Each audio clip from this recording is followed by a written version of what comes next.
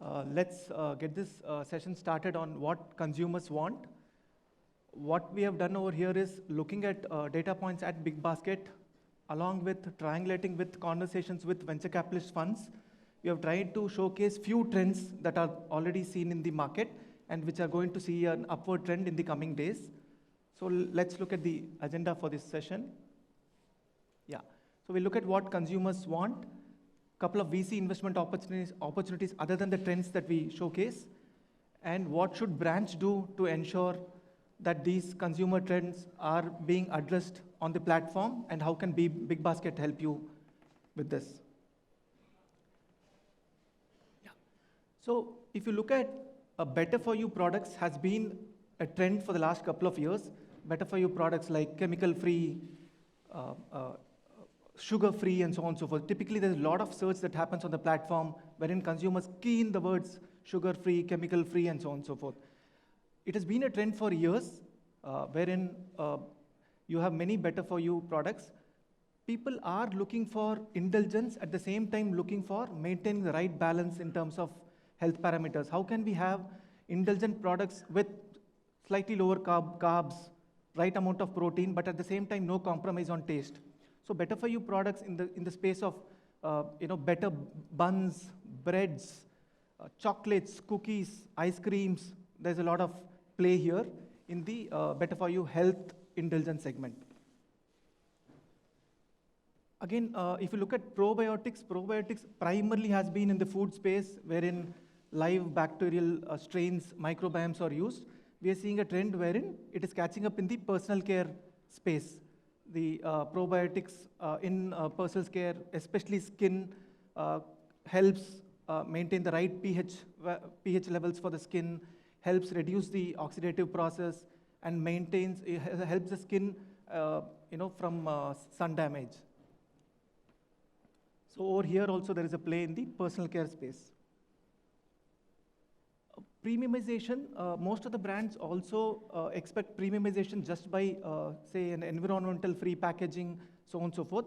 Over here, we have had better for you products in oral care and personal care for some time, like you have your fluoride free in oral care, SLS free in personal care. What will command a premium for brands if we can mix both better for you in terms of it's free from something plus add in a functional benefit?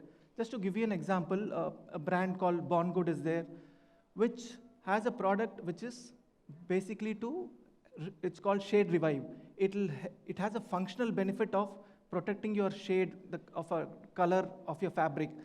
Functional benefits like these, plus functional benefit, it could be even a tangible benefit like a great fragrance. Combination of these things along with better for you will be a great combination for a brand to have. Yeah, again, how do we marry science with nature? So you have AHA, BHA products in the personal care space.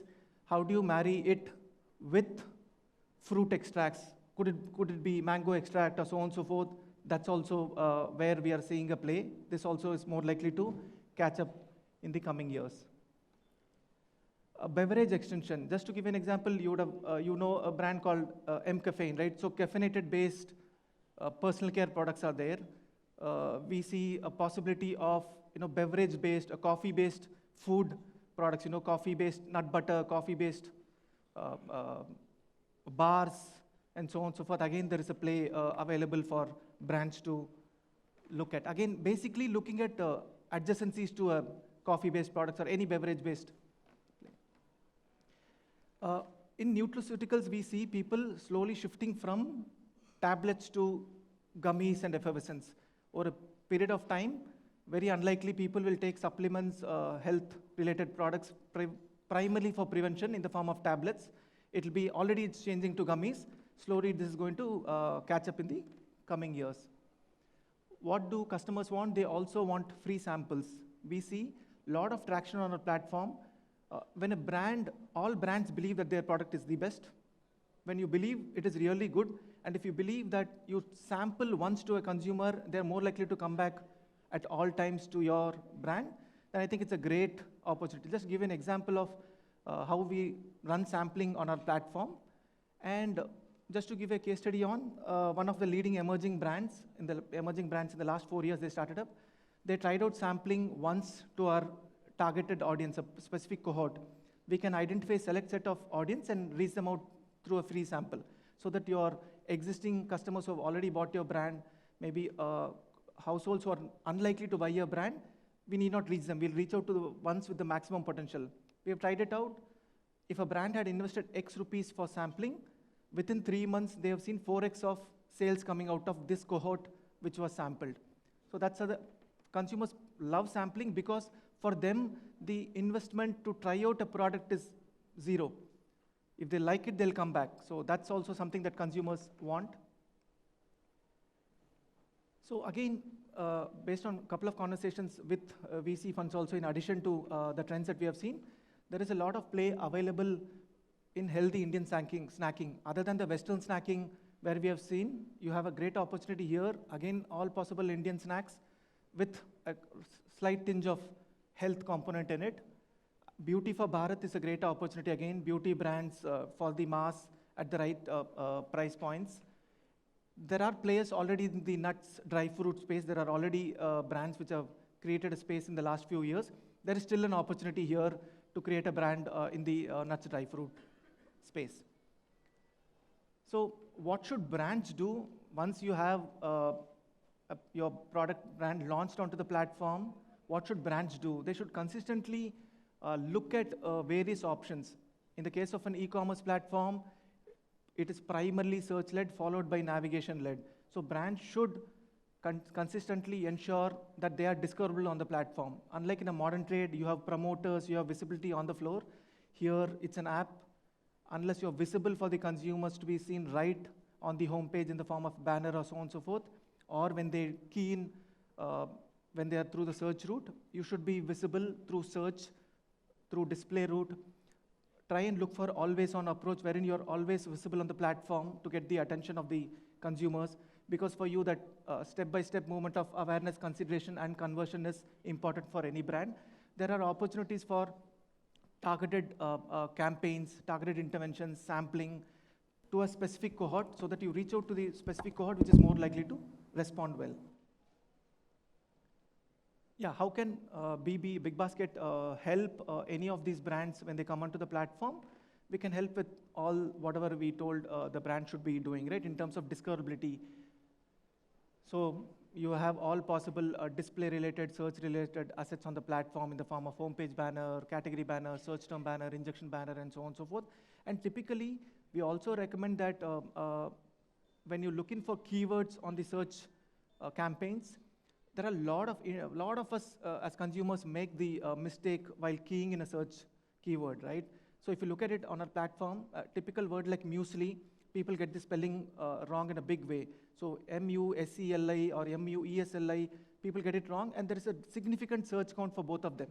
So which means there is a play wherein even for the typo errors or the wrong keywords, you can always take them up so that you could still land or at the right page where your product as a sponsored ad or as a banner is shown up.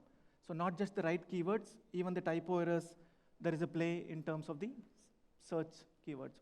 Again, universal, we have sponsored ads, checkout store, like a point of sale, impulse bin at the checkout place in the modern trade. We also have a checkout store for the impulse products to be visible.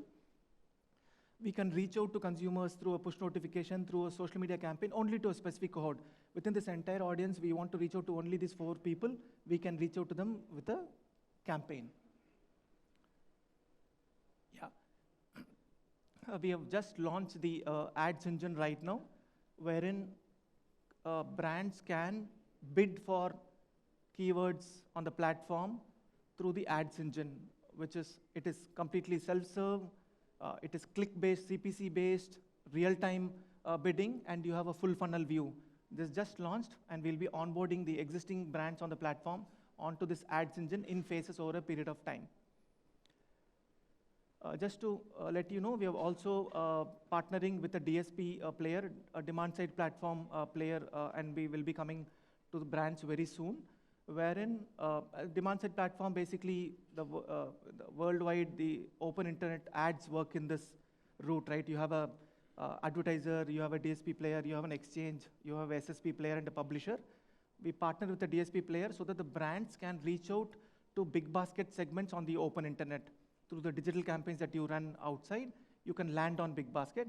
This is something we should be launching in a quarter from now. Again, brands can look at it because you are anyway spending externally on digital. How can you partner so that you reach out to the high intent audience and reach out to big basket customers and also get to know the impact of the campaign that you run? Yeah, again, why big basket for all of this for any brand, be it emerging, mid-sized, established brand? Because largest e-grocer, we have multiple channels, BB Daily, the regular B2C, instant BB Now Q-commerce, and multiple channels along with B2B as well. And the audience here, it's really sticky. We have seen in Big Basket that when a consumer on Big Basket shops for more than 3 times, the retention is 85%. So people stick. Brands, once they settle onto the platform, establish a particular base, it doesn't typically come down. But again, we have an Accelerate program for emerging companies, a dedicated program that we run only for emerging companies. We select only hardly around 10 companies in a year. We handle them for the entire year, and we try and scale them up to a significant number. We work with a couple of venture capitalist funds on this, wherein their brands, if they have a play on Big Basket, we onboard them, and other players also reach out to us. Amongst 50 to 60 companies that reach out to us, we take around 10 brands in a year, wherever we believe we can help them scale. So again, since it is a dedicated program, you'll have single point of contact, accelerated process in which things work, integrated approach, and it'll be insights driven. Yeah, thank you so much.